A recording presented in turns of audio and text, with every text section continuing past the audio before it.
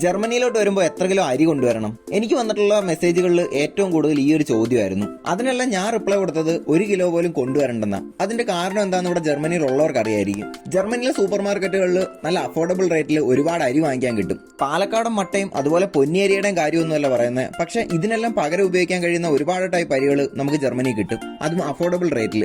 നമുക്കിപ്പോൾ ഒരു സാധാരണ സൂപ്പർ മാർക്കറ്റിൽ ഏതൊക്കെ അരി അവൈലബിൾ ആയിട്ടുണ്ടെന്ന് നോക്കാം. Basmati rice, jasmine rice, brown rice, അതുപോലെ പാർബോയിൽ റൈസ്, മിൽഷ് റൈസ് തുടങ്ങിയതെല്ലാം നമുക്കിവിടെ എല്ലാ സൂപ്പർ മാർക്കറ്റുകളിലും കിട്ടും.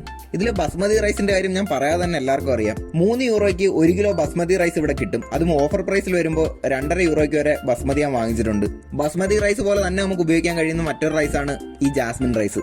ഇനി കുറച്ച് കഞ്ഞിയും ചോറുമാണ് വെക്കേണ്ടതെന്നുണ്ടെങ്കിൽ അതിന് അഫോർഡബിൾ ആയിട്ടുള്ള റൈസാണ് ഈ ഒരു പാർബോയിൽ റൈസ്. ഒരു 1.59 1 കിലോ കിട്ടുന്ന ഈ ഒരു റൈസ് ഓഫറിൽ 1.29 വരെ ആവത്തുള്ളൂ. നാട്ടിലെ റേഷനരിയെ പോലെ തോന്നിക്കുന്ന ഒരു സ്ട്രക്ചർ ആണെങ്കിലും അത്യാവശ്യം നല്ലൊരു ടേസ്റ്റ് ഉള്ള അരി തന്നെയാണിത്. ഇത് കൂടാതെ അപ്പത്തിനും ദോശയ്ക്കും എല്ലാം അരയ്ക്കാനുള്ള അരികളും നമുക്കിവിടെ ജർമ്മനിയിൽ കിട്ടും.